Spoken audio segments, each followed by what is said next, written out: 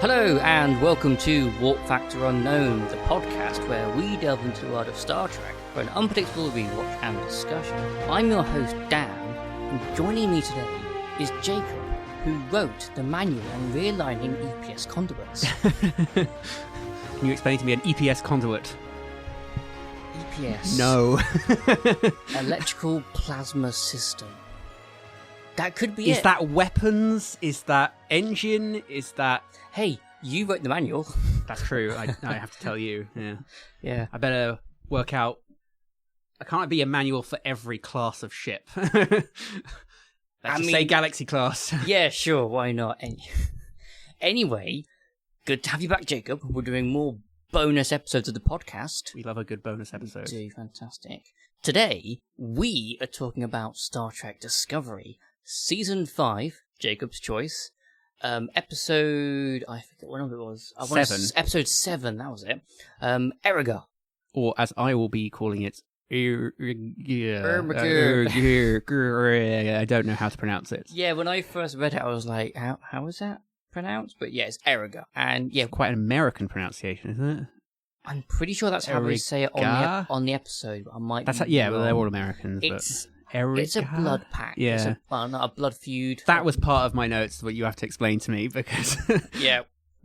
We'll get to it. We will get to it. I was going to say that you're going to have to do the synopsis on this one, unlike the last episode, because just for context, listeners, I've never seen Star Trek Discovery, and I have a pretty much negative opinion of the series from general, osmosis of the zeitgeist. And I'm dropping into effectively a mid-season episode with no context. Yeah, I'll be honest, this is not probably the best episode to just drop somebody in. But, no. Okay, so that's part of the podcast. That's what it is. I am going to try and do a synopsis again. I forgot to do a recap. So bad. So I reckon what we'll do is you can try and do it, and you can fill in the gaps. I can try and fill in the gaps from my memory of watching the episode. Okay, hang on. Let's look at my notes, see if I remember what's going on. Okay. See, this is why they have at the start of every episode a recap of what happened last time. Which was completely lost on me. Yeah, okay. So, the fugitives, Marl and Locke, have been captured or rescued by the Federation. And then, they've been rescued by the Federation. This is really bad. So bad. Already is a great start. So, Discovery goes back to Federation HQ to start questioning them. When they get there, they learn that a Breen dreadnought is en route to claim these prisoners, or I think it's just Marl is the gent in this. Yeah, it's Marl and Locke. Yeah, they're coming to pick him up and to avenge. Well, they don't know. They don't know that they intercepted communications. Yeah, and then they decided to come and get them. Well, yeah, because they want to enact this Erigah blood feud. Yeah, which is an excuse contract because he, spoiler alert, is the son of the Emperor. Yeah, I don't the know. Scion. Yeah, basically. Yes. So during Burnham's and everyone's questioning of Marl and Locke, it transpires that that Marl is he's really important to the succession of the Breen Empire. They escape, get captured again. One of them escapes. Yeah, Marl is actually injured at this point. He's on death's door. There's some negotiations and some political wranglings between the Federation and this Breen Primarch. It's quite a talky episode and things happen. Oh, Tilly Adira. The side quest. Yeah, the side quest. Yeah. Let's discover what this library access key means. Yeah. Yeah, the side quest is Tilly Adira and then Stamets and Book. Trying to figure out what the next piece of a clue is, which is an overarching thing for the series. The episode sort of ends up, they figure out what this side questing is, so they do that bit, B-plot solved, and Marl dies, and Locke, who turns out was married to Marl, she's like, I will basically go in his place, I can help you get to the throne of the Breen Empire, we can work together, I can find this powerful weapon, etc., etc. So she goes off with the Breen.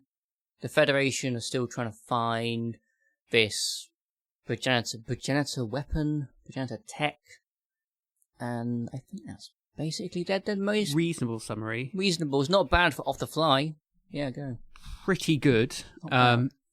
pretty good overview for not having any notes. Considering no notes, but I have watched the episode twice. So yeah, you that's would think fair. Yeah. You have watched it twice. I watched it once. Where shall we begin? Okay. If anyone has any complaints about my lack of recap preparedness, send me feedback. Fine. Well, okay. To be fair, it's a bonus episode. We care less. It's a bonus episode, and these episodes are a bit more ill-prepared, but we're not doing the episode selections. Not because of me. No, not because of you. It's just because of like our adult lives, and we only have like limited time to do these, so we are squeezing them in, as it were. You got to get that content. Got to get that content behind the scenes. I want to start. I tend to start my podcast notes with like some stylistic notes I pick up from the episode. I mean, I would also point out a similar situation. Yeah. I mean, okay, first of all, mostly going to be aesthetics, design choice, etc., because the story is an overarching story, and I'm dropped in the middle. Tell you what, would you like, for me, I can do another recap of what's going on in season 5. I reckon, okay, depends how we want to do this. We can go through overall stuff, and we can go through scene by scene type thing in a very light way, and then I can ask you questions, because I have questions. Yeah, sure. Like, there's a number of things, but if we just go around, we'll be jumping around like crazy, because so they reference a lot of stuff in this episode. Yeah, okay. We'll try and pick up some of those, like, overarching season 5 elements as we go. Mm-hmm. First thing, is this the first time you see what a breen looks like? No, we do, we're not, in Discovery, no. In Star Trek. In Star Trek, we don't see them under the helmet in DS9 or anywhere else, I don't think. So they're only in Discovery unmasked. We do. I think we see them. We definitely see Marl in previous episodes. So yeah. But it's kind of cool. But that was my question. What do you think of the alien design? They're okay. I prefer like the skin and like the actual alien bit better than the costumes. The costumes are good. You mean the Discovery costume? Yeah, the Discovery Breen costumes. I agree with you. They're okay, but the DS9 Breen, they're better. Yeah, they are just better. No, was you pointed out or somebody pointed out? I think it was you. Might have been me. Yeah, they look like the Princess Leia. Yeah, it was me. Yeah, it was me in the last episode. It was, yeah. Do have a listen. I was there. I completely agree with you. I think if they weren't like already associated as being Breen, I think the alien design is pretty good. Yeah, I do like it, but because they're like it's the Breen, I'm a bit more frustrated because I thought they worked better as a villain when you didn't see what they looked like. Yeah, I can get behind that. And they're just some sort of mysterious entity in suits. You don't know exactly what they are. But you can't really have that love story element. Yeah, but that's a modern. That is a modern writing trope of Trek. No, it's not. Is it? We're basically doing Romeo and Juliet here, okay? That's usually Picard, and that's your antagonist. Forbidden love is like a story as old as time. Yeah, I get that, but I mean, you could do it with any other species of aliens. No, you could do, but obviously they wanted Breen as... Yeah, well, they probably... I can imagine the writers were like, well, the Breen haven't really been... I mean, how many episodes of DS9 were the Breen in? They were in quite a lot of season 7. They were always sort of the side character, so you could probably imagine that they went through the history books and were like, oh, Breen, okay, let's go. Yeah. Now, I was interested in like the history of how exactly had happened to them after DS9, and they do reference it at the beginning a little bit. They're like, "Oh, we don't know." Obviously, they don't know their medical stuff, and they're like, the doctor at one point is like, "Oh, I have to go through back." They mentioned the burn. Yeah, they that's one of my questions. I don't know what the burn is. I can answer that. They do reference post Dominion War. Intel, and I thought that was cool. I was like, "Ooh, okay." A little reference. I like that. Little drop to the Star Trek nerds there. Got me. Yeah, it was interesting how they're just like, we don't know what their physiology is like. I'll give you the quick recap of the burns. That was the season 4 storyline, and it was really cool. Is that not the one where she goes like she's a winged angel and goes through some hole? Okay, that was we're in season. We're in season 3 or 4. This is 5. Oh no, sorry. The burn. The burn. Okay. The burn is season 3, 4. Right. And it's actually really cool. They go to the future, Discovery, and it turns out it's basically post-apocalyptic galaxy. There was some kind of calamity which made every warp core on every ship blow up immediately. Oh, I remember hearing this. Kind of like, a lot of space civilizations reverted and became very insular and couldn't travel. Yeah. And it was a really cool concept, and it had some really cool elements to it. The ending, the season final was, it was a bit... how does that play into? Because this is a future, but then the future has been visited in previous seasons. Like in Enterprise, they go to the future. Yeah, I don't know if it's post or pre-burn. I don't know exact timelines and that kind of stuff. You know, there was an episode of Voyager where they go back to the 90s, but that should have been peak eugenics war. And it was like, oh no, of course there's inconsistencies. It might be an inconsistency, or maybe it's before or after. I don't know. The burn. I kind of like it. When I heard about the burn, I was like, "This is a bit nonsense." Because like post-apocalyptic, but in space. That's kind of but it's a bit yeah, but like then you're, I don't know. It kind of feels very. What I don't like about some of the new Trek, and this is one of my criticisms of Star Trek Picard. Some global galaxy threat. Oh, I love it. Yeah. And it's like, oh, we got to fix that global galaxy. There's going to be a monster of tentacles coming out of a portal. It's somehow to do with the androids. I don't know. And there's a new secret order for the Romulans. And, you know, they create these galaxy-spanning threats, which is more, that's Star Trek to me. Yeah. Oh, the Empire has a big gun. Yeah. Which is going to dominate the galaxy. That's more opera fantasy as opposed to like... I completely agree. Like, Picard and Discovery are very big on like season arcs where the story is a galaxy ending threat. And Modern Trek. No, because Strange New Worlds is like small scale. Lower Decks is small scale. That's why I like Lower Decks. It's much more in keeping with the universe. They can do it, and they do it. Yeah. Like Strange New Worlds is like the best example of that. Yeah. But like some of the storylines are actually pretty good. Well, I've not watched Strange New Worlds, so again, hopefully if we pick up another episode down the line... You should. Yeah, I promise you will love it. It's basically 90s Trek. It's amazing. Yeah, it's phenomenal. I have heard positive things. I'm much more susceptible to liking Strange New Worlds than the other modern Treks. Like, another thing that... It's not what I don't like about Discovery, but it's a thing that Discovery does, and it does it a lot in this episode. And on my note here is about 15% of this episode is characters looking at each other. Like, someone says something, and then there's like a concerning look between characters, like on the bridge, and we're like, oh, what does it mean? And it happens so much. This kind of gets me into another thing I noticed, where this is also, again, it happens in Star Trek Picard, where these great actors are given really bad lines, and it's obvious that they're bad, like naff lines. Yeah, I remember in the intro of this episode there is a good example where Book. It's Book or Booker, same either. Okay, Booker. Yeah, because that makes sense as a more normal name. Why would you be called Book? Because his name's Booker, but it's shortened to Book. That's dumb. Nickname. It's ER. It's ER at the end. Just call him Booker. Danielle. Isn't Booker? Yeah, but isn't Booker short for like Brooklyn? Or am I just being stupid? I don't know. I couldn't actually tell you what his first name is, actually. Yeah. But anyway, digression. They have like some bad lines. It's clearly bad writing on certain points. And I don't know whether they're trying to inject some kind of emotion into the thing, but it just falls completely flat. This episode, I didn't really notice it that much. There was a bit where it's like when they're doing looking for this library card or something, and he says something a bit stupid, I think. But yeah, the bit where Book and Stamets are like, they're doing their bit. That was, I think, some of the weakest scenes in the whole episode. It felt a bit forced. It's the B plot. That was one like C plot there. D plot is really kind of low down. Yeah. So sorry, just a general thing on that. I don't. Yeah. Overall, it was just okay. What, the B plot or the episode? Like, I mean, yeah, I think this episode is gonna fall short for me and you because it's mid-season. This is a filler episode. Yeah. There's a lot of talking.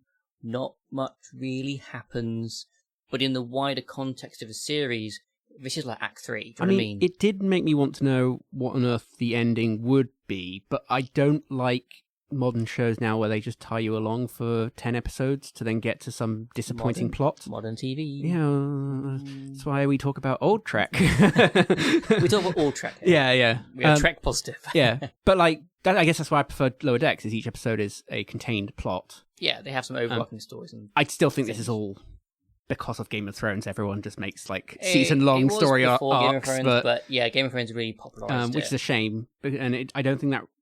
Well, it's, again, my reason for not liking more modern Trek is I don't think that's what Trek should be. Yeah, it's kind of like these... Like, say we got, 9 or 10 episodes for a season of Discovery. So that's what, let's say 10 hours. I don't want to spend 10 hours watching a disappointing You could do that film. In a movie. You could do that in 2.5, 3 hours, and it'd be phenomenal. Yeah. Like, these stories would be really good as movies, but they get padded. Yeah, I mean, the main part of this season is bled into this episode where they're doing this library card thing. Mm. And it's just... Okay. It's a resolved in 5-minute type deal. Like, when I first watched the episode, when it very first came out, I was really excited about this, like, library moving about, like, there's like a vault. I thought it was a really cool concept. But then when they actually go there in the next episode, it's a bit naff. It's a bit shit. Because when they talking about it in this episode, do you know what it reminds me of? Doctor Who. It feels very Doctor Who. It does feel a bit Doctor Who. Like, the idea of a library moving around in space. To preserve knowledge. Sure. I'm not saying it's a unique concept, but I like the concept. Yeah, but it feels much more kid-friendly to the type which Doctor Who plays into. It's that type of sci-fi. It also does feel very Star Trek in its optimism. You know, does that make sense? I guess this makes more sense if I understood what the burn was, right? Because then it's tied to protecting it from the burn or whatever. Well, obviously, this archive predates the burn. Yeah. Because it's like jumped like 18 times. It's moved over like 50 years. Actually, now I remember what was stupid about this episode. Yeah. They're like, what? What is stupid? Yeah. What's stupid was they're like, oh, this text that we're after. There's multiple things actually with this. Go on. They're after this text, and it's like, why was this not digitized? It was written like 400 years ago, and they're like, this. Why was it not written, digitized, and then stored somewhere? So, it has to have some physical copy, and we only printed 10,000 or whatever they say. Yeah, and it's like, this is what century? Which is okay because is this afterburn stuff? It's to justify the going backwards in time, or not every culture and every society will treat historical artifacts as we might think they should do. So, in Japan, I'm fairly confident. I'm going to be vaguely correct, but possibly wrong. They don't have the same attachment to historical objects that we do, particularly buildings. Japan has a lot of natural disasters: earthquakes, fires, floods, tsunamis, all the rest of it, hurricanes. So buildings get knocked down a lot. So what they do, like if it's a castle or a temple, it burns down. It's made of wood. They rebuild it with the same material. It's the same temple. You go visit there. And like, oh yeah, this temple stood here for 1,000 years. It's burnt down 8 times. It's the same temple. But if that was a Western, building, it'd be a different building. It wouldn't be the same. It's not the same bit of wood or stone. It's different. So I think they have a different perception about how they preserve things. So, not all societies may see digitizing data as a valid thing to do. But it is Betazoid. It is Betazoid. And they already have a lot of history in Star Trek. Yeah, but then also, being involved with the Federation. It's like some people...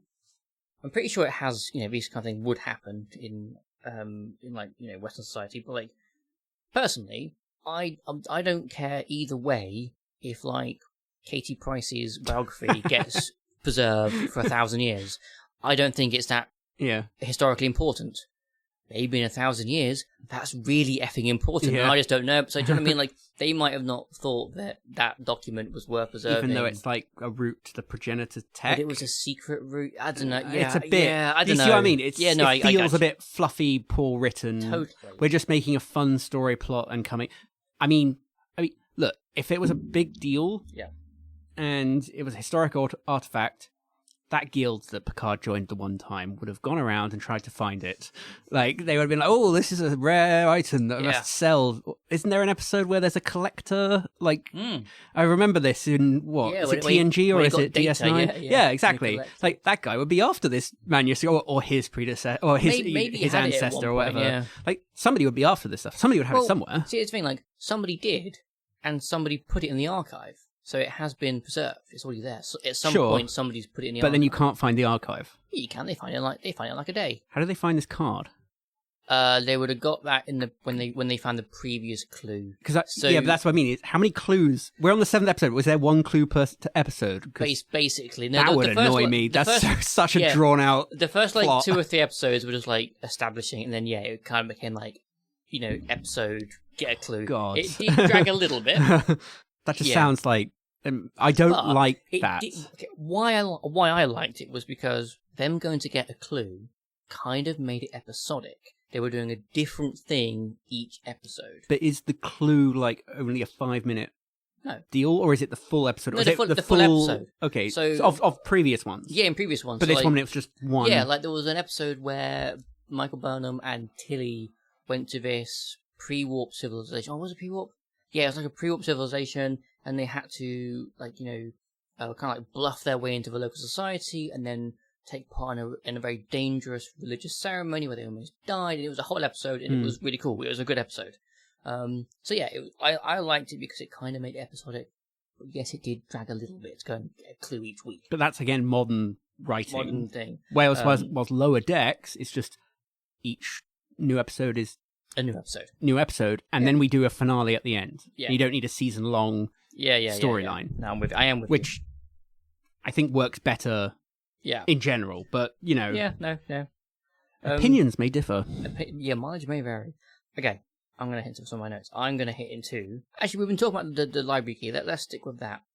When Tilly and Adira go to that other character to ask about this old book, she's called Jet Reno. And I actually like that character a lot. Jet Reno is the best character discovery ever. She's so good. I thought I love her. She was the best character of the entire episode. She's the best character of the entire series. Wow. She's phenomenal. And she only like a side. She only in it for like a few minutes. Yeah, and she doesn't come up very often. I think she joins like season 3. And I don't know if it's because of other work commitments or health commitments, but she's not in it very much. Yeah. But whenever she's in it, she steals the show. But is she in it in previous seasons? She's in the whole series. Yeah, 3, 4. No. She's like sporadically in season 3, 4, and 5. Oh, okay. So she's always a bit here or there, but she's great. I love this. I would prefer that she should be on the full thing. No, I think a lot of the other characters were forgettable for me, and she was the only like the science officers. There was the blonde guy. Booker was kind of unique because he's like, it's Idris Elba light. Stamets is the engineer. Yeah, is he the blonde guy? Yeah, the chief engineer, yeah. But he's wearing blue. Okay, they're all wearing blue. We're going to get into that later on because their uniform colour is another thing I was going to get to. Okay? I know, but it changed from TOS to TNG. It can change again, and it has. Yeah, but Kirk used to wear gold. Yeah. I know. But I have other reasons. I have other reason why the colours changed, but we'll get into that. Yeah. I want to stick with Jet Reno. Jet Reno, the best character. I love how she has her resume. She tended bar and she's like... and just casually says it or like whatever. Yeah. And the thing I like about it, and something that Madeline pointed out, is that, and it happens in this episode as well, she just walks everywhere. She has never a sense of urgency. Doesn't matter what's going on. Oh, yeah. She will only be walking. Casually repairing all of the ship systems ready to fight a Breen dreadnought. Yeah. She's great. That's all my Jet Reno appreciation. Mm-hmm. She actually has a podcast. I can't remember her name, and I can't remember the name of her podcast. Nope, that's going to be really... Put it in the comments. That's a really poor shout-out from me. I'm sorry, Jet Reno's... She's fantastic. The actress. Yeah, she's fantastic. Yeah. Her podcast is really fun. The Handsome Pod. It's really funny. Good name. Yeah. She's very charismatic. That's the thing. I just wish the rest of the cast were charismatic. No, they are. The only notable people... Well, okay, do you want to just quickly get into that? Well, I was just going to say, is obviously, you're coming in just in one episode. I've seen them for 5 seasons, so... one episode and you have Reno and it's like, I think she's great. No, immediately... I got you. I see what you're saying. Michael Byrne she's okay. Bit flat. She changed. It depends. Yeah, I guess what she's doing. Yeah. Her new first officer. Again, what race is he? I don't know what race he is. Rayner, actually amazing. One of the best characters in the season. Yeah, he seems to be a bit. It seems that he has stuff going here. Yeah, and he's a bit more interesting. Yeah, his episode was great because he was a captain. He had like a bit of to do with Burnham. Okay. It was like a mission that kind of went awry, and he got demoted. Well, actually, no, he's going to get fired, and then Burnham was like, "Be my first officer," and it's great. It's cool. Okay. He's great. Yeah, he's amazing. The Admiral is okay. He's amazing too. The President, she's amazing. The Vulcan woman. The Vulcan lady, they're great. Not necessarily in this episode, but in general. That's kind of... They're really good. Really. I mean, the Breen Scion, he's alright. He's alright. His wife's a bit annoying. Oh, you mean the injured Marl? Yeah. Yeah, the medical officer is forgettable. Don't see much of this episode. The science guys are also forgettable. Yeah. Booker doesn't do a lot, so maybe he's the the cut price Idris Elba, because he sounds like him. That's mean. Yeah, it's mean, but he does sound like him. He's got a similar sort of voice, and he acts close to him. And I was like, oh, he reminds me of Idris Elba. I love it. I love Idris Elba. He's more positive than but again, he doesn't do a lot in this episode, so maybe I'm giving him a bad rap. But yeah, the rest of the science officers was very dull. But obviously, I say, but we don't really get much of them, which is a previous complaint of mine about Discovery anyway, especially the earlier seasons. What is it, like the Enterprise effect? Kind of, yeah, like well, I sort of joke that Discovery is just a Michael Burnham show, because she's really the only one that gets like character focus, and some of the other characters you never see them, and you like they have always called bridge crew. I don't know any. Oh, okay, I do now, but I went for the longest time of not really knowing who their names were, because they never see them. They never have like character episodes or B plots. It's That's really another annoying. point. Is everyone on the bridge is like randos? Okay, so by this, I think it was again contracts ending, other work was coming up, but the regular helmsperson and I think operations. No, the tall guy who plays the fishy. No, not him. I forget my name. One of them was Lieutenant Detmer, and it might be a Wushikon, maybe. In another episode, they find I think they find like an old Enterprise, and they get, here, you go have this ship, fly it back to Fed HQ, and we don't see him again for the rest of the series. So I think like they had the actors had other work, and they went the nail thing. But they're really cool. But yeah, this episode, the bridge crew's a bit just not there. Yeah, you do notice it when it's like, I mean, think about if we just compare it to other episodes. We won't compare it to Enterprise, because Enterprise suffers from the same problem. A little bit. Where, like, was it communications officer Hoshi? She's only good like in the last few episodes of the entire of the entire show. She's really good. She gets some really good play in the season 1. She's really good, I think. Yeah, and then just nothing. Yeah, yeah. Some characters suffer from the effect that like they just don't get enough attention, but if they have attention, they're really good. Yeah. And it feels like that here, but when you get like TNG, you get full crew and but crew it's a stories. different show. It's a different but then again, it's like you go like Lower Decks, even the crew, which are meant to be the side characters, you all know crew. Them. Like you'd all know them and they're familiar, and it just feels like here, it's very. Are we just going to focus on a couple of characters? Yeah, well, this episode actually doesn't. It doesn't. But normally it does. Burnham, yeah. Normally it does. Okay, right. You mentioned Locke and Marla a minute ago. Mm-hmm. Yeah, Marla's a bit naff. Not an interesting character. I don't know, did you watch the Star Wars Ahsoka show? I did. She reminded me of that dark Jedi girl, the apprentice, and like I'm like, ooh. They were both like angsty. Oh yeah, the one who's short blonde hair, like dark eyes. The apprentice of the guy, the guy who's made the show for me. I can't remember the actor's name. He was the main baddie, not the. It's not Thrawn. No, not Thrawn, but there were the two Sith. Yeah, the apprentice girl. Yeah, and the master, the actor died shortly after that did he? show. Yeah, did you not know that? It's a real shame because he was one of the highlights of that show, and he was fantastic, and he died. He's also in a bunch of other stuff prior, and definitely watched that. He's good in all of that. But yeah, you're right. She looks well, just because they both had like dyed white hair. Yeah, that didn't help. And but also, they're all a bit like broody. You got to be broody, and that's why I hated that. Locke was better. Like he has more interesting bit of depth. He's at like Scion. Again, not much action here from my side. Stabbed. And he kills himself, but yeah, kind of. He does. That's also a bit stupid. I was like, we're gonna escape. It's gonna be risky. I put too much. They I'm were dead. pretty desperate. And it was a bit. It was a bit naff. It was a bit naff. But fine, whatever. Let's talk about talking. Talking. This episode has a lot of talking, especially with like the Federation and the Breen, and even like the Federation like amongst themselves. They do a lot of discussing and a lot of negotiating. I like all those scenes when they're all like huddling around the table. It's very Star Trek. I didn't find it negative. I like that they don't just like go to combat and they try and talk way out of it. And I did find it weird at the end where they have a meeting for 5 minutes. They do that, and that's not enough time to have a meeting. No, it's not. They do love a good meeting. Yeah. But I like that scene where like they're discussing what to do about the Breen coming, and like Rayner's there, the first officer, and he's basically like just racist, xenophobic, and the president's like, no, we don't do that here. Now I have to point this out because I don't I like this. I like it better when instead of being massively called out, the subtlety of being like, more of a.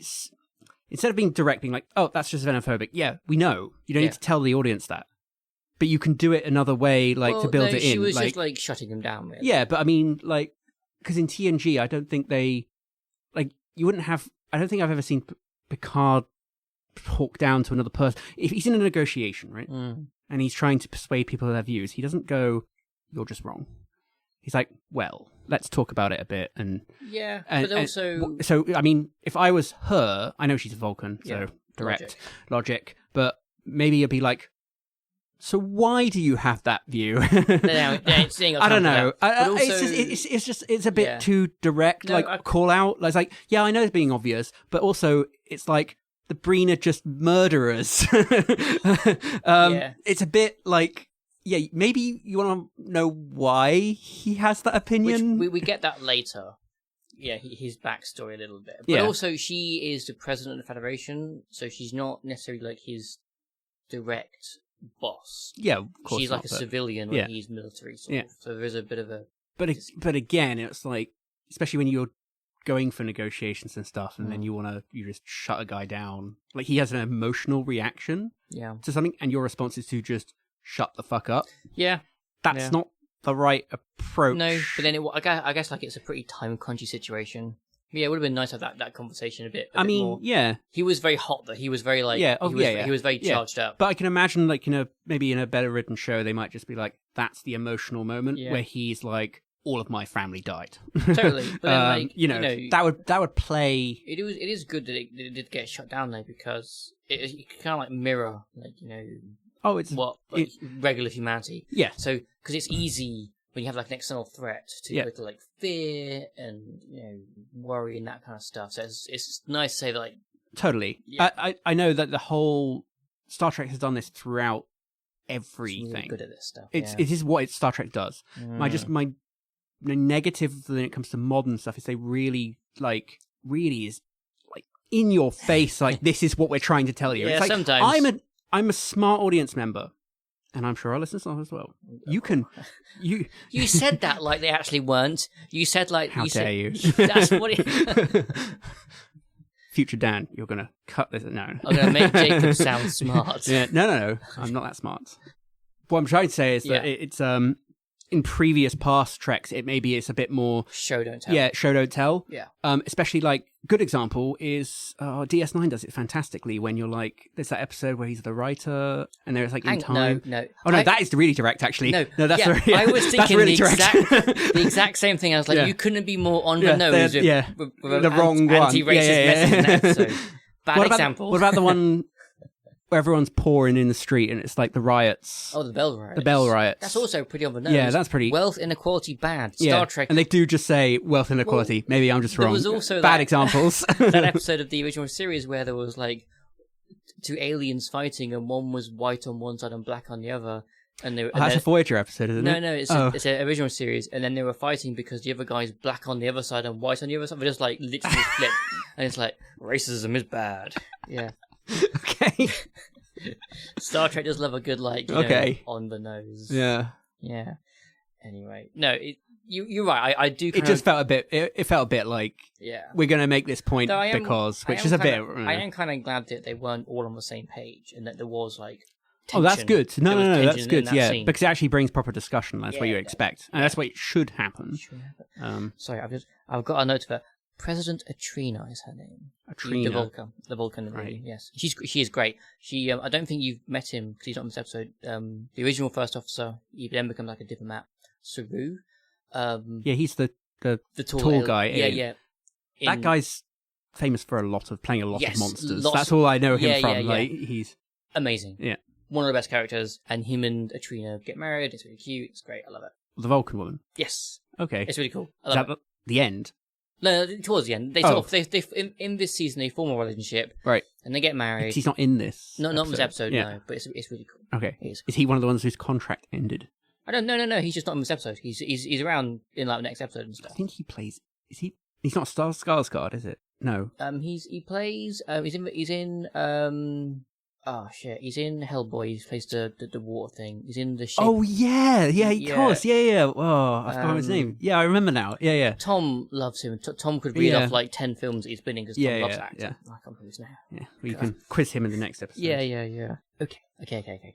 Now, so with President Atrina, and when they're when she's talking with the Breen, I like how she bluffs for more time. She's like, when they first come, she's like, oh, we'll need to fill out some paperwork to do the transfer.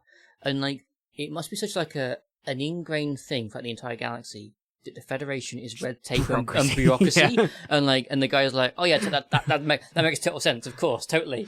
I love that. I'm like, he doesn't even question it. I like it, but that's from a really logical standpoint, the Breen guy must be sort of like, oh, it's just missiles. Why are we doing this? Like, I mean, yeah. No, it completely makes sense. But... Yeah. I do wonder if it's just like why the Breen guy response is just not a little bit more strong. Okay, so a bit later when the Breen Primarch comes onto the Federation HQ, I think he should. It's Run. I think. Oh, is it Run? It's Run. RUHN or something. Okay, Run. I wrote it down. RUHN. It's very Lord of the Rings. Very Lord of the Rings. But I like when he's negotiating with Atrina, he gets played because they mentioned previously that the Breen don't negotiate. Yet the Federation do. It's all they do. So he gets played like a pig. They just ram their little finger because he's got no skill in negotiating. So whatever they say, he just kind of like goes with it, and like that's really cool. There's one point where Rayna just spits some random facts about this other Primarch. Oh yeah, she has this ship and whatever. Yeah, and like. He was like, oh yeah, totally, that makes total sense. Obviously, because you know these random facts, you're in league with her, you're negotiating with about her. One of 6 Primarchs in the Imperium, you know the name of their flagship. Maybe they should know. Yeah. And I think everyone should know. And I think that's really cool. Well, I like you mentioning of the trick. Yeah. I like when he disappears out of communication, then she's like, well, it's better than saying, we have a tribble infestation. Yes. I was like, hey! Really cool. Yeah. Those scenes are really good when like these negotiation scenes, these diplomacy scenes are really good. I really enjoy them, even though this episode is a bit on the boring side because it's a mid-season episode. Well, I mean, look, there are bits in this that I did pick up on. They mention isolytic weapons, which were banned they were in the. I think that's good. Call. Yeah, nice. That's heavily mentioned in the film. The third TNG film. Oh god, not Nemesis. No, the one before. Insurrection. It is Insurrection. Yeah, because the enemy ship has isolytic weapons. But I think this means that Voyager has. Sorry, not Voyager. What's the name of the ship in Discovery? Oh yeah, of course. They mentioned that Discovery would have isolytic weapons. I guess times have changed. Yeah, they're not banned anymore. No, I guess you're allowed nuclear weapons or something. They mention Thoron emitters to disguise the HQ has more weapons than it actually does. Yeah. And Duranium shadows, whatever that means. Technobabble.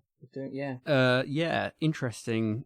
Yeah, because I like the Federation ships we see in Discovery. That was one of the things I wanted to mention. Yeah, what class are they? I don't know what class they are. You don't see them very much. You don't see much. You don't get many close-up shots of them, which I'm always disappointed about. We want some nice... long establishing shots of these I like ships. that they're different. Yeah, I love they're different. They're all like blocky and they're massive. Why is HQ this weird crystal structure? That's the burn. So, like... It's not Earth is gone or something. No, Earth is still there. Earth is actually... Which is actually kind of an interesting concept before they explored. Earth leaves the Federation in the burn because they... I know, your face says it all. Why is there not a story plot on that? Well, there is in the other season, but not in this. I know, but it should be more. Yeah, that should be massively more. I know. Why won't you bring it back? I know. So the Federation becomes this like floating in space, and they were hidden away behind like a nebula for it. Yeah, right. It's a whole thing. So what technology, like, because it's not Earth based. What do you mean? Well, it's clearly some alien like. Well, we're still humans. The Admirals. Yeah, but the structure is very non-human aesthetic. There must be a reason. Oh, I don't know. Sure. Okay. It's just I don't know. But that's the thing. It's like, okay, you introduce this burn. What are the consequences of that? Could be like all of Discovery. That would be more interesting. Well, it did kind of go there. Why is Earth alone? What's happened to Earth? What's happening on Earth? We do kind of have that. So like, They do it more with Vulcan, so Vulcan also leaves the Federation. Yeah. Because of the burn and stuff. There's this whole conversation, it keeps going on and on, about Vulcan, which is now called Navarre in Discovery. They do say what the name changed, but I forget what it was. And they're slowly reconnecting with the Federation. They're slowly rejoining, and that President Atrina, she has a whole thing around that. It's kind of cool. Sounds like it's copying 40k, actually, to be honest, now I think of it. Well, I mean... We haven't got a goddamn free yet. No, but there's parallels, sci-fi parallels here. Not many stories are original. So. Yeah, of course, I know. It's how you play it, but, there was a massive Federation, spanned the galaxy, broke up, and then you can't communicate with other parts. That's basically it. And then they're trying to regain it from what was left.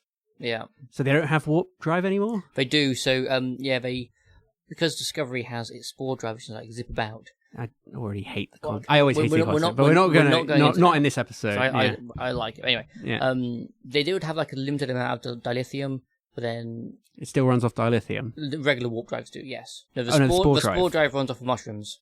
Don't worry about it. Cool. Yeah.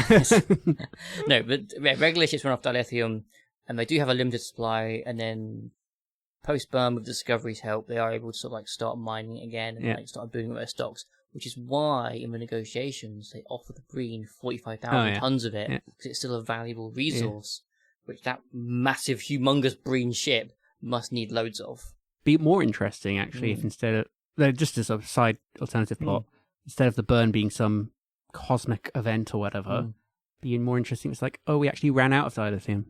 That would be cool. I'm going to tell you what caused the burn, and you're going to hate it. Yeah, go on. Everyone hates I'm sure I'm going to hate it, It's so bad. Is it like Picard? No. Tentacle monster coming out of a portal. So there was this crashed ship on a planet which has some kind of psychic enhancing thingy-mabob field.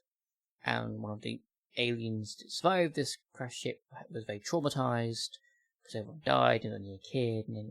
And he got very sad, really sad, cried and screamed. And because of the psychic enhancer... extended it to everywhere, and that resonated with the warp drives, and they all blew up because one guy was very sad. Who's writing this? Yeah. Who's the writer on this? I don't know.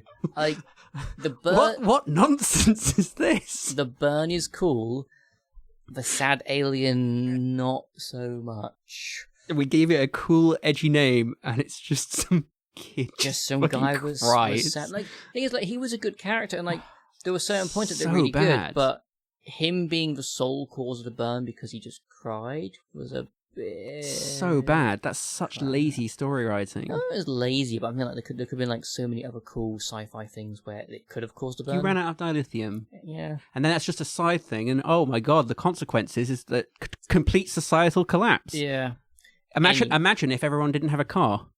We ran out of petrol, yeah. We ran out of petrol. Okay, how am I going to get... Bike. Yeah, sure, but everything would just go so much slower. Well, we have EVs now, so, yeah, EVs. Sure. But you know... when we run out of, like, lithium, Yeah, but you know the example, right? Yeah. You see what I mean? Especially as that's what Star Trek's about. Real-world scenarios in sci-fi. The idea of someone crying and breaking everything... Yeah. Okay. No, I am there with you. So what happened to all the star bases then? Like, don't know. They just get lost, or actually we do. So when Discovery first comes to the future, we're now talking about season 5. When it first comes to the future, they know that the Federation's gone, and they're looking for the Federation because there's rumors that it's still out there somewhere hidden. Yeah, it's a fine concept. And they come across this lone starbase, this lone outpost, just like a nothing. And there is one guy aboard this starbase. Pretty lonely.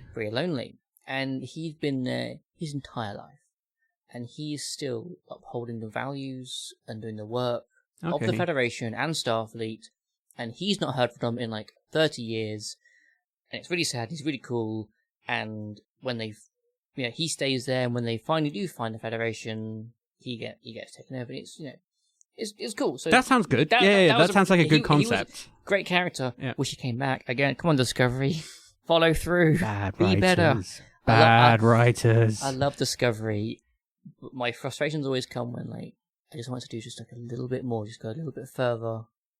I'm just worried they're just not taking risks. No, I think they are.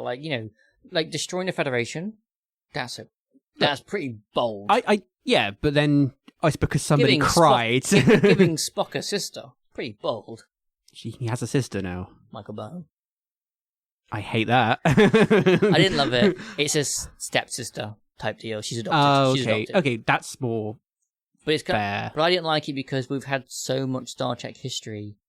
You'd know that by now, with right? Spock not having a sister, and now he does. I'm like, that's kind of it. It was kind of like a weird tie-in to it's like a weird tie-in to like a famous character. Why didn't need that? Yeah, it just sounds like you're kind of trying to like make it cool. Yeah, or adding in things because you can. Yeah, we're gonna retcon this, but it's like a big retcon.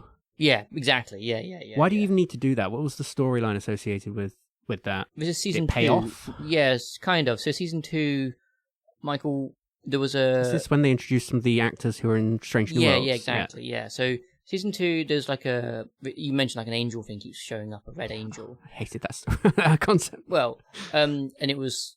They thought it was causing big problems, but was actually predicting problems. It was somehow connected to Michael Burnham. And then separately, Spock was having visions about the end of the universe. Spoilers, it's Michael's mum. And she was warning them. And it was a thing. And don't worry, like, it was actually... Wasn't it Michael Burnham in the suit? No, maybe she was. At some point she was. Or is it like her playing an old version of herself? No, I think it was. I think it was her mum. I think I'm probably getting this wrong. I thought she got into the suit at the end. She does get into the suit in the end, and then and she goes through the wormhole first. And then they go into the future or something.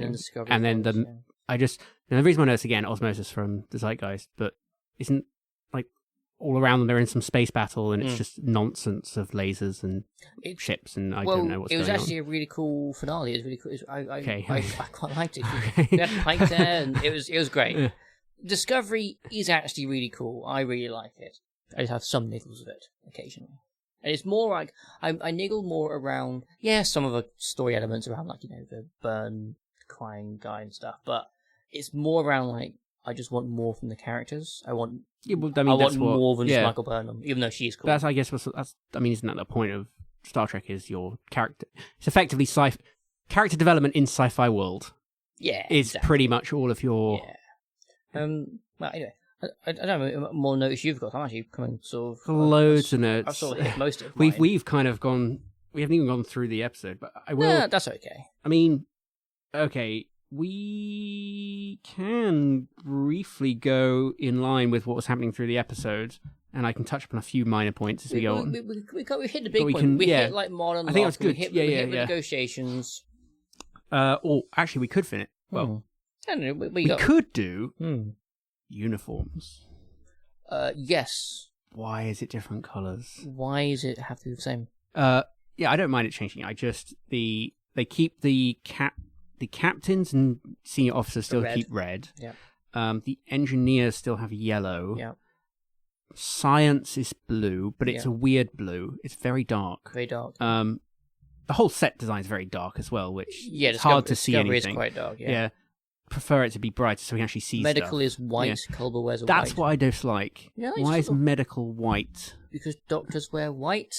I know, they wear sort of a light green. It depends on the country. I know you can't see this, but there is a colour that looks close behind Dan.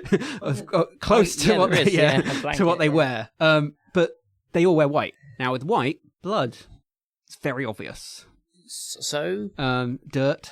You get messy doing medical... They have sonic showers. They must have sonic washing machines. Sure. He'll go to sleep in his uniform. I mean, I personally love these uniforms they have season 3, 4, 5. Because in season 1 and 2 of Discovery, they're all wearing like navy, dark blue uniforms. And they have like the gold colouring down the arms. They have like these little rings. They have little symbols, And they look fine, but they're a bit boring, a bit plain. Yeah. So when they brought in these, they've gone back to having the coloured uniforms. I was like, I love them, and they're really slim. They're really cool. I think they're great. I like them. You cannot say to me a bad word about these uniforms. I love them. Okay, we're gonna move on to different one. Go on, security guards. Yeah, they're a bit shit, aren't they? Yeah, that's shit. Yeah, that containment field, the worst thing in the world. Oh, why some guys? Bad. Again, that was when a moment. It's bad writing. Yeah. They look like stupid. I even wrote here in my notes that the medical officer looks like an idiot. Cool. Well, all of them. How they react is like, oh, he's shoving the thing down, and they just come up and it's like, what are you doing? What are you discussing? And another thing you don't actually know at this point is that the ship Discovery is kind of sentient. I got the impression of that. Yeah, how Zorro. It responds. So why can't Zorro, the ship, why can't she she would know. She would raise and lower that field much quicker than that guy's hand can press the button. I have another complaint about the ship. I have a complaint. When Locke escapes and she's running about the ship and the ship goes to lockdown because there's a prisoner on the loose, Book asks the ship what's going on, and she goes, "Oh yeah, this is happening. Yeah. Locke has escaped. We don't know what's going on." I'm like, he's not even in Starfleet. What? That's true. And also, if it's a sentient ship, an AI and whatever, he's just like, when was this console accessed? 30 seconds ago. Yeah, and she just tells him. Why did nobody else in the Federation know? They're like, come on. Yeah, that really... If it's a sentient ship, it'll probably know where all this person is. Yeah. Oh, well, they did say that she's got some stealth, whatever. Yeah. Fluff. Yeah, some stuff. So, security officers, black with leather coats, like jackets down to the ankles. They're a different department. Yeah, they're not actually I don't think they're Section 31, but that's what I was going to ask, because I had a note on that. It's like, are they just Section 31? I don't know, because so the leader lady, who is called, I forget her name. Oh, the one who escorted the prisoner. Yes, right? She's not in black though. No, she's in the navy blue of the science. She used to be on the bridge crew. Okay. So at some point, at some time, she moved, and I can't remember why or how. But she used to be on the bridge crew, and she was pretty cool. But now she's doing whatever she's doing. Okay, random stuff. Not Section 31. Okay. Maybe it's 31. Who knows? Maybe when we have a new TV show. Is it a movie? TV show? A movie. I think it's a new show. We don't know. I don't know. Well, so bad. We've dated this episode. It's not out yet. No. This podcast episode might come out after that is released. I think it will, actually. I don't know when it's going to be released. I think it's Q1 25. Oh, really? That early? Okay. Yeah. I think. Yeah, so, I guess it might come out after. Really dated. We're recording this around New Year's 2024. Yeah. We're only 1 day away from it being... No, 2 days away from being the correct year in which the show might come out. We're really dating this podcast. If this episode's not coming out for 3 or 4 months. maybe 2. I don't know. Now you know the production schedule. I like having a buffer of episodes. I said to Tom, what I don't want to do is be chasing our tail and be like, every week we have to record something. Oh, yeah. I don't want to do that, so I like having a big buffer. I'm sure this is what other podcasts and YouTubers unless they're doing hot topic. Well, if you can hire editors and stuff, then just then you just bash it out, right? The actual recording part's well easy. Yeah. This bit, you just got to talk nonsense for an Editing is always the longest part of the job. Yeah. Where were we from that tangent? Yes, more uniforms. Admiral's grey. Love it. Something a bit more interesting as a colour. Because it's very bland. But in TNG, it's just red. And it's just a bit more fancy version. Captain, it's a bit which kind of makes sense, but...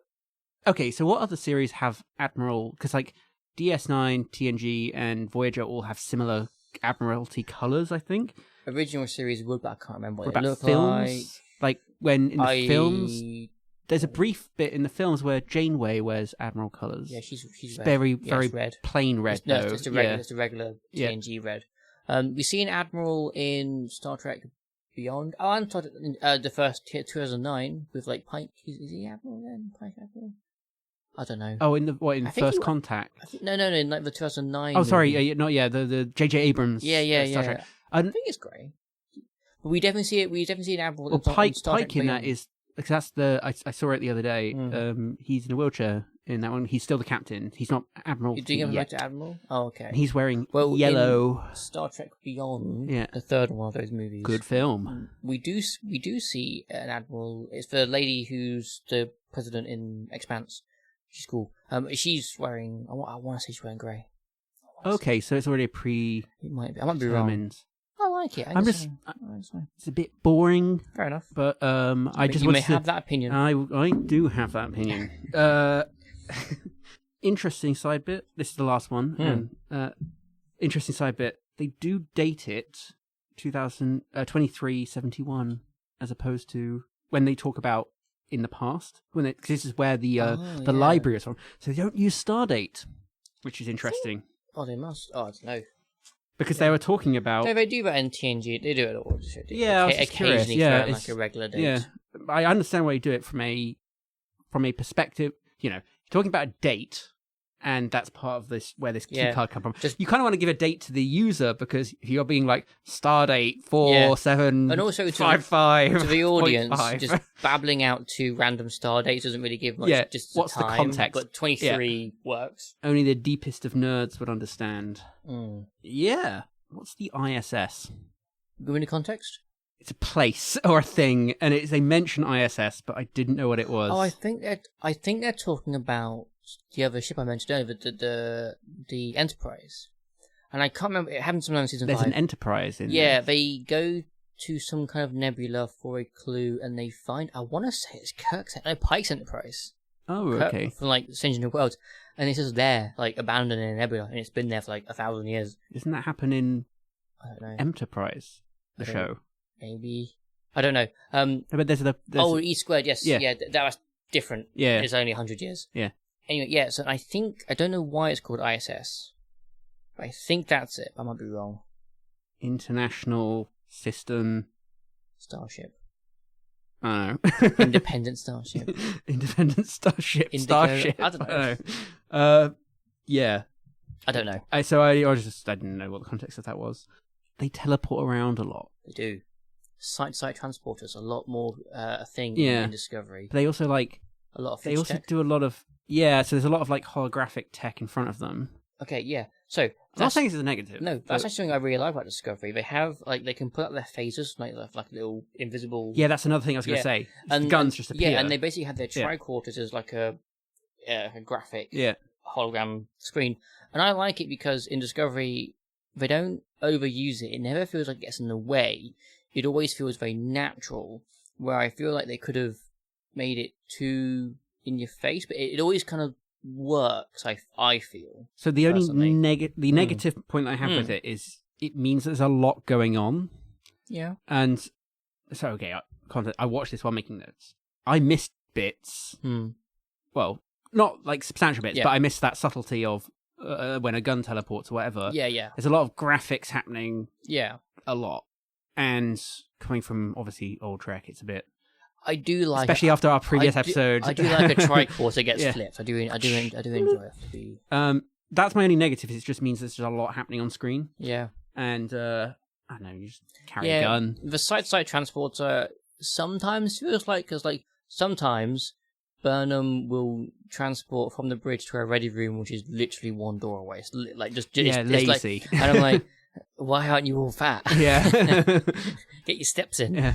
Well, is there any replicators in this ever? Yes, there are. I don't really see them, but there are. Well, if you've got site transporters, you don't even need a mess hall. Beam it right into my stomach. I mean, you could do that before, couldn't you? In like TNG, couldn't you? Oh yeah, but it's a bit risky. By the 24th century, it should be fine. Yeah, probably. But I was just thinking because at least in the 2009 J.J. Abrams Star Trek, they make a big deal of how Scotty is able to accurately through warp. Through warp, and also when they transport back onto the ship, he gets put into a cooling tank. Stupid pipe. Yeah, stupid pipe. That's a stupid scene. Yeah. And why would you have that pipe and it's got blades and it's man-sized? Yeah. Anyway, different movie. Yeah. Which we might one day have. Yeah, we might. We actually know we spoke about a movie on the podcast already. Yeah. It's not come out yet. Oh, you have? Ooh. It's not come out yet, but yeah, we have. Yeah. There's Beyond. Yeah. The Abrams one, the most recent one. Beyond. Do you know we found it okay? We actually really? Is it not aged well? Well, it was more boring than we all remembered. Oh, okay. So, yeah, who knew? Interesting. Yeah. Because I remember when it came out, I was like, "This is brilliant." Me too. But then I was like, and then afterwards, they were like, "Oh, it's just kind of fine." Quentin Tarantino. They were afterwards. Quentin Tarantino might do the next one. I was like, yeah, that's not happening. That's not happening now. No. Of course, no. But yeah, and that's also after. I think it kind of maybe also the death of Anton Yeltsin was probably a big killer of. Yeah, they haven't ruled out making another one of those movies, but they've been on about it for since Beyond came out. Yeah. Anyway, what else you got? Oh, they mentioned landfill, which is weird. I don't. When Reno is talking about her casual stuff, they're like, "Oh, some of these copies could end up going to landfill." And it's like, why is there a landfill in the 24th century? Well, because not all planets would have recycling. Yeah, but it's a weird turn of phrase for the Federation, like especially when you have She might be working because again, but you have replicators. But the burn regressed everything, so like she may have been on a planet that didn't have replicators. But isn't she from season 1 and 2, which is in the past? No, she's in season 3. She's from. Oh, so she's from the future. I'm almost certain she's from the future. Okay. I'm almost certain because it does also say she has employment, which means that there's money and jobs. And okay, it's like if that's part of the law and the burn. Still, again, burn law. Future thing for you to go. If it's the burn, because in Enterprise you have the Enterprise J. Yes. Okay, I was close. That's a good one. Yeah, love that ship. Yeah. But what year was that? And would that mean that the Enterprise J would be in the burn? Okay, after the burn, there is actually a slight Enterprise temporal Cold War tie into Discovery, and I'm not going to spoil that for you because one day you might see another episode, so you might get that one day. Yeah. Okay. But it completely ties into that storyline, as in like that's how it like a little bit. So it's like that's how it happens on the Enterprise, or is it? There's a tie-in between an Enterprise storyline and Discovery. Okay, so it's more like Discovery leads onto that storyline in Enterprise, or Enterprise leads onto that storyline in Discovery. Kind of neither. It's just kind of like side. It's thing. like a side. Right? It's just kind of there. Yeah. I was just thinking because that would be quite cool if they like linked it, like causal of reason why they went to see an Enterprise J. Cool. I think at some point we get a mention of a Voyager class starship in Discovery, which I'm like, that's really cool. I like that. Massively out of date. Well, but not in a Voyager the ship Voyager class. Yeah, but that class of ship is based off of the because the Voyager is an Intrepid class. Oh, so it's a class named after Voyager. Yes. Oh, sorry, I'm with you now. Yeah. That threw me off there. It's cute. Yeah, that's cool. Okay, I like that. I do like the whole like Breen, like there's a whole succession thing. Oh, that's good. That is cool. Yeah, that's what I would. It's interesting when you didn't have that in DS9, and then you get a bit more backstory of that here. Okay, think about it. Like a society can evolve over time. It's been 900 years or whatever it is. So. It could have gone from a democracy or a dictatorship in DS9 to now having 6 Primarchs of 1 Scion. But that's the interesting things that could have been as a result of the Dominion War. It could have been. Yeah. Could have been like broken up. That's not explained like that. No. That's a good point. Yeah. Let's go down the hole. Yeah. After the Dominion War, they got broken up, much like Germany did. Yes. Post World War II. Yes. There you go. And now we have the like this. Is this what actually happens in Discovery? Yeah. I have no idea. Yeah. That would be really good. That'd be cool. That would be very good, actually. Yeah. Ooh, see, we could be writers. Yeah, we could. Yeah. No, I like that. That would be fantastic. That would explain that you got 6 Primarchs and they're all vying for control. Yeah. But that's a recent thing. But yeah. I like that. That's cool. Design of their ship. Did we talk about the Dreadnought?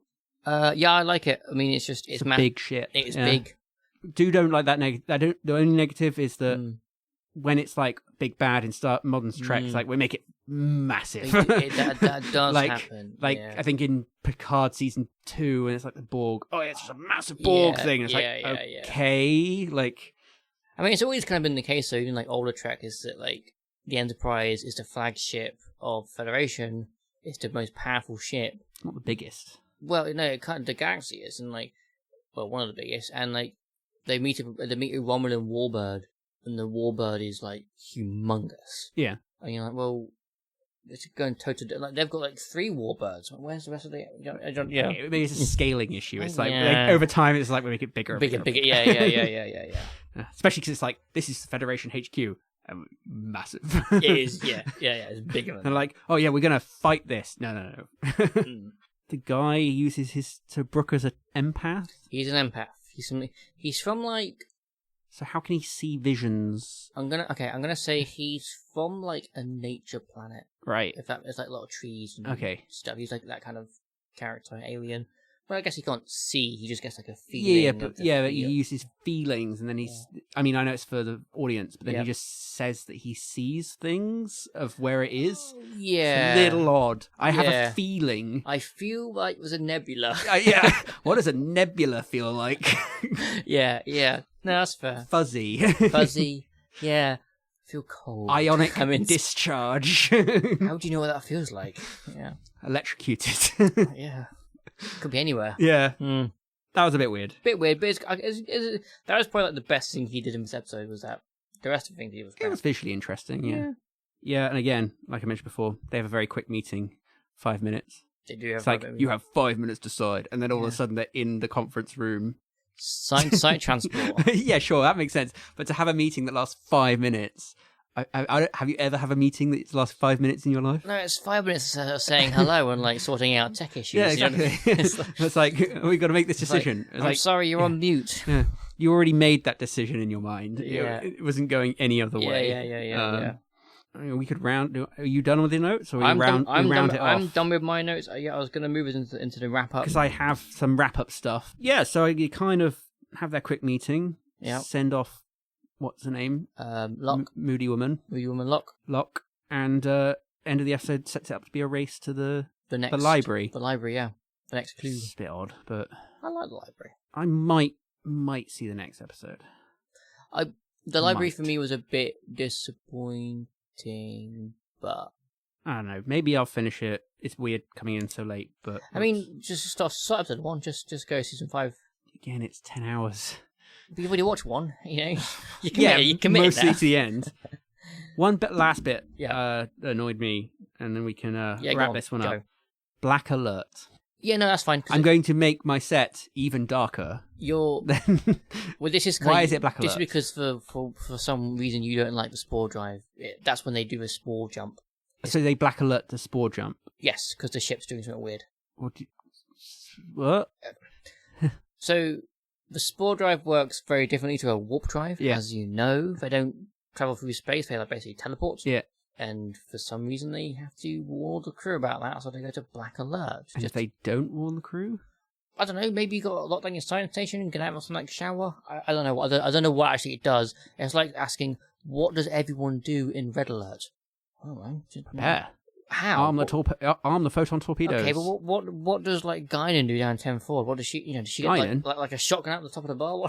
I think she straps down the alcohol. Yeah, but I and to be fair, Guinan doesn't even need alert because she's unique. Yeah. She already knows what's going on. Do you know what I mean? Yeah, like it's just a warning to say we're going to jump through the spore drive. There's no story plot about the consequences of not being ready or what the effects of the spore drive are. Oh yeah, no, the spore drive has like evolved quite a lot over Discovery. Okay. At some point, it almost kills Stamets, and it's like they turn into weird goo or something. Or... No, so originally the spore drive worked by having you needed human contact. So Stamets would like basically plug in to the ship, and he would have to manually navigate through the spore drive, and it was kind of killing him. And then this turned out the spore network was kind of sentient, and they were traveling through it. They were damaging it, and they were hurting some creatures. But then they found a way to do it safely, and then it didn't involve Stamets dying. So it was the whole thing, like the whole show. Right, it just happens.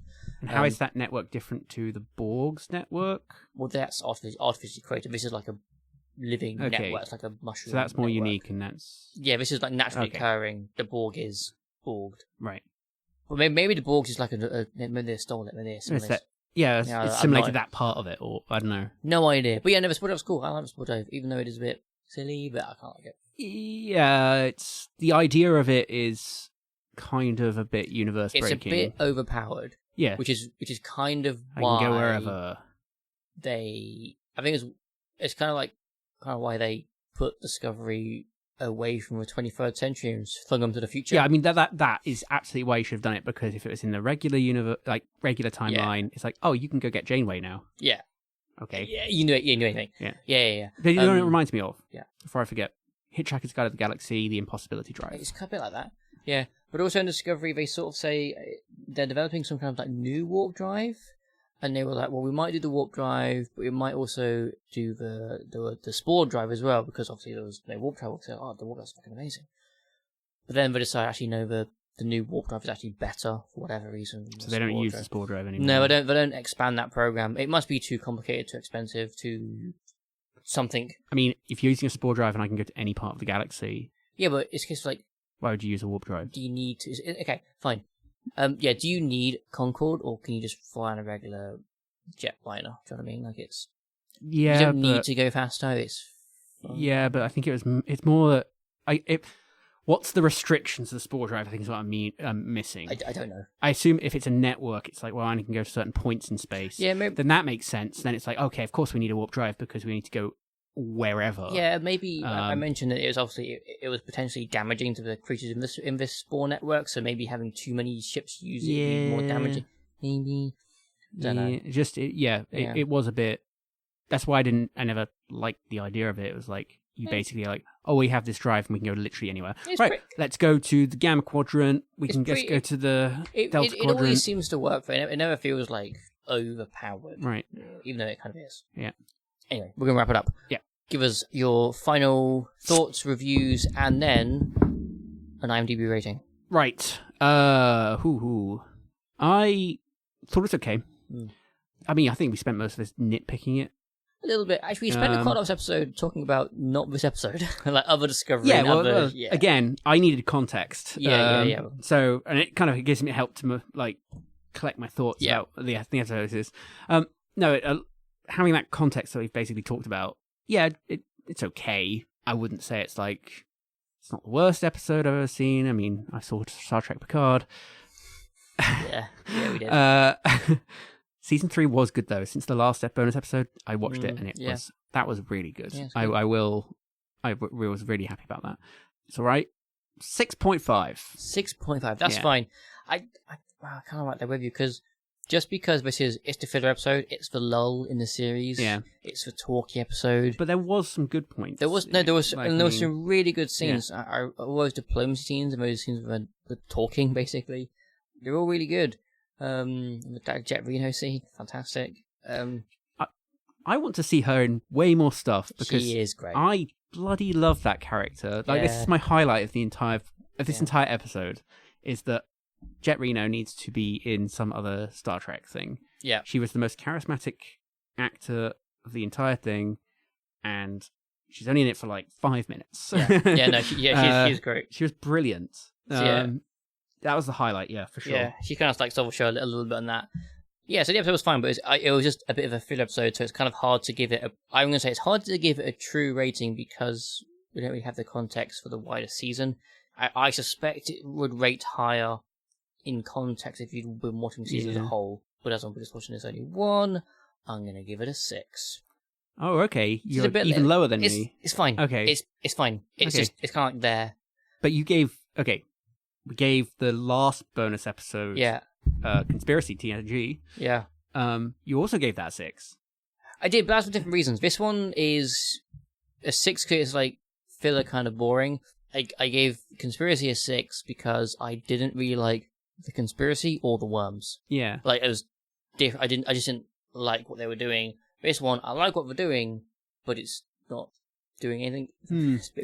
It's just, it was interesting. It was interesting to give it the same rating. But that one's a much better episode. No, it is. You're right. That's a good point. If I was to have to choose to watch one of the episodes again, Conspiracy. Every time I would choose Conspiracy over watching this episode on its own. Yeah, I can give the same number for different reasons. Sure. Yeah. You're allowed to. It's part of the rules.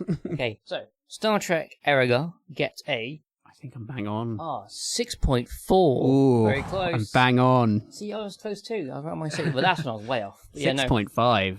That's pretty close. Yeah. I guess, you're right. Maybe everybody rated it lower because it's a filler episode. It's a filler episode. I'd be curious to know what the rest of the season gets. I'm not going to look. I'm also very curious, but can't look. Not going to look. Which, to be honest, this podcast has actually kind of made watching other Star Trek quite difficult because I'm like, I just want to watch a bit of Star Trek. I'm like, oh no, I might get it for the podcast. I kind of ruin it, and I want to talk about it on the podcast, so I haven't. my Star Trek, my general Star Trek watching has gone down a bit. Have you calculated how many episodes there are total? It was over 900. Okay. It's unlikely I'm going to crash, but, Over 900, when are we getting the 1000th Star Trek episode? I don't know. I think it's... That must be like... I don't know. To be fair, I think me and Tom also included things like the very short Trek scene, which is probably not. Yeah. Should be in there, but we do. 1000th upcoming stuff would be the Section 31 and... Yeah. What other stuff's coming out? Strange New Worlds. Yeah, we're getting more Strange New Worlds, and Lower Decks is finished. Lower Decks finished. I think that's it for now. Interesting. Because Paramount's in a bit of a weird spot financially. I think what's the Star Trek Legacy? Yeah, I think that got cancelled. I think there was something about Skydance doing some Star Trek. Okay. I don't know. I don't really follow the news. Yeah, sure. No, it's just more interesting because it's like... Yeah. We might be on a bit of a trajectory for a lull of Star Trek shows upcoming. Which, I think not it's a bad fine thing. Because, we've had Discovery, Picard, Stranger. We've had a lot of Star Trek in the past, 8-9 years? A lot of it's been hit or miss. I don't know, yeah. Well, you like Discovery, so it's different. For me, it's been great. Yeah. So, if there's no more Star Trek, 10 years...